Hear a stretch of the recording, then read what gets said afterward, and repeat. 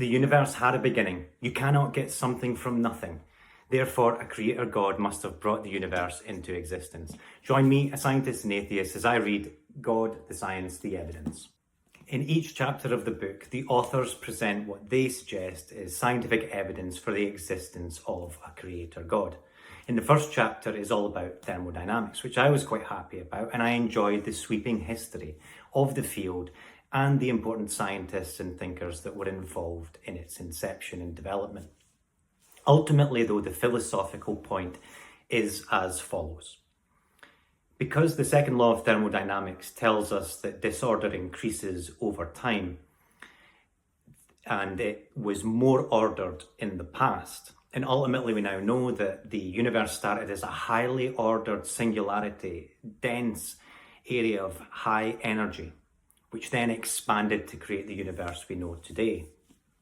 And it becomes more disorder as the matter spreads out.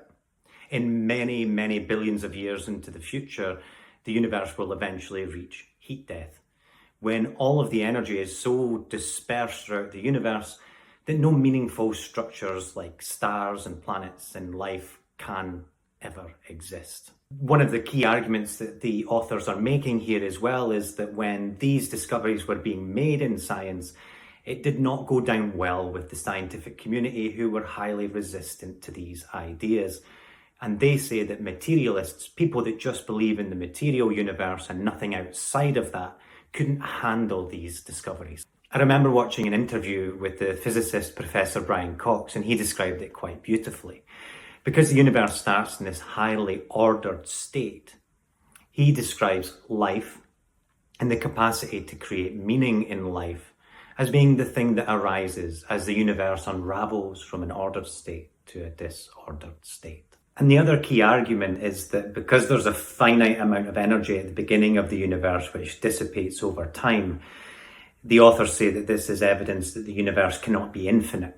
Because if the universe was infinite and had always existed, then all of this energy would have burnt out and reached equilibrium or heat death a very long time ago. Scientists with a differing opinion would say, well, if you're going to talk about a creator God, what made the creator God?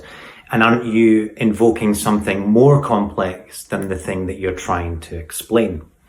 But the next chapter in the book is also about the origins of the Big Bang Theory. So I'm sure we're going to hear more about this in the next chapter. So please join me then.